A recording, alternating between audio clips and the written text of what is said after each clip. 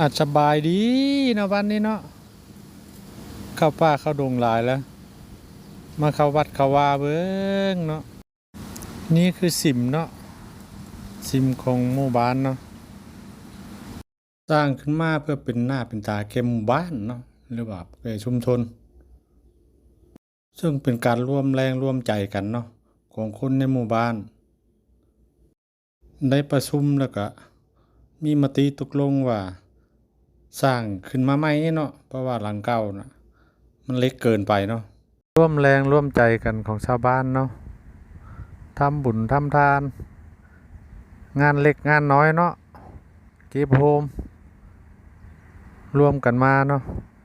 ฮอดช่วงทำบุญพระป่าก็ทำบุญพระป่าน้ำกฐินก็ทำกฐินเนาะรวมกันมาได้ก็สร้างขึ้นมาเนาะ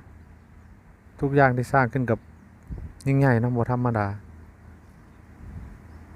สร้างได้ตามศรัทธามีมากก็สร้างมากมีน้อยก็สร้างน้อยเนาะทำกฐินทำผ้าป่าทำอย่างใดก็โฮมไว้เนาะแล้วก็รวมเข้ามา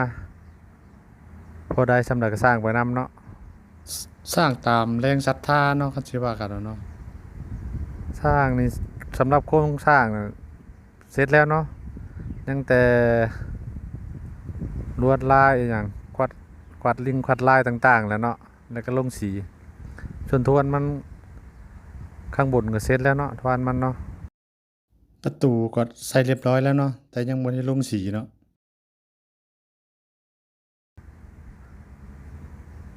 ยังแต่ทั้งด้านหน้าผาข้างเนาะที่ควัดลิงควัดลายยังหมดเสร็จพญานาคหน้าสิมก็เสร็จแล้วเนาะพญานาค2 องค์แต่ยังคันได้ลงสีเนาะดูเอายังหมดเสร็จเนาะ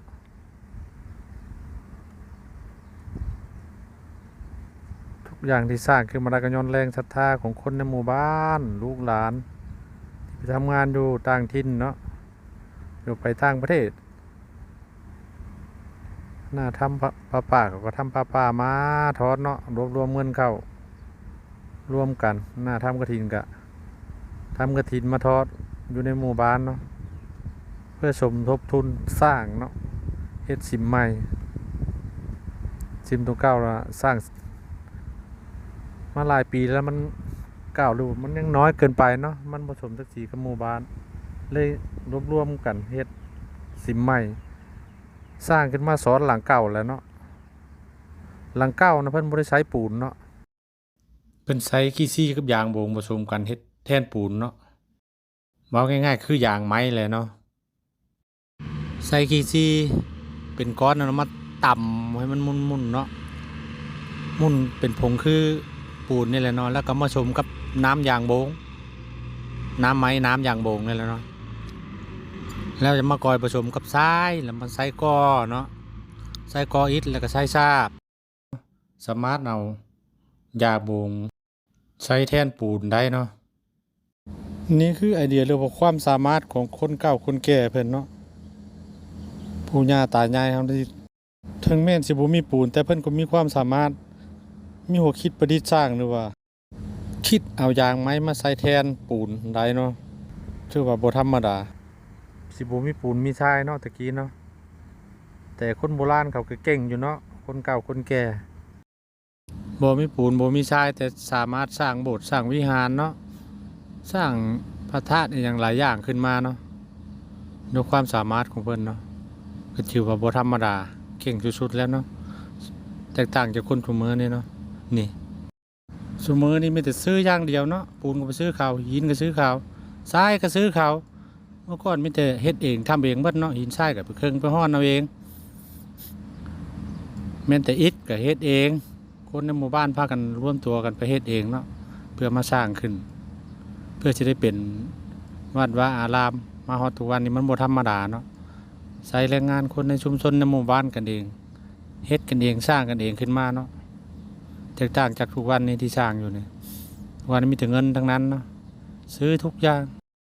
ที่เห็นอยู่ทุกอย่างตอนนี้คือซื้อเขาหมดเนาะ ทางจากเมื่อก่อนที่บ่ได้มีหยังซื้อเนาะซื้อแต่ดินขอเนาะดินขอนี่ซื้อเมื่อก่อนก็มุ่งดินขอเพื่อสิได้มาสำนี้ก็บ่ธรรมดาเนาะใช้เงินไปหลาย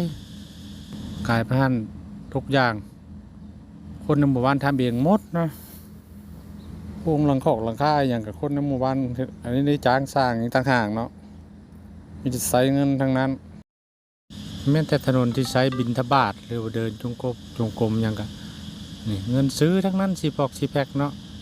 ซื้อมาปูหอวัดเลยเนาะไว้ให้เพิ่นบิณฑบาตยามมีการมีงานแล้วก็มีบุญเทศกาลที่ใหญ่อย่างเนาะอย่างเช่นบุญพระเวทบุญบังพอกบังไฟบุญประจำปีต่างๆเนาะที่จัดใหญ่ๆเอาลงมาใส่อยู่วัดนี่เนาะใส่บาตรสำหรับคลิปนี้ก็ขอจบลงแต่เพียงเท่านี้เนาะขอขอบคุณขอบใจหลายๆสำหรับทุกท่านที่เข้ามารับชมคลิปของเราเนาะ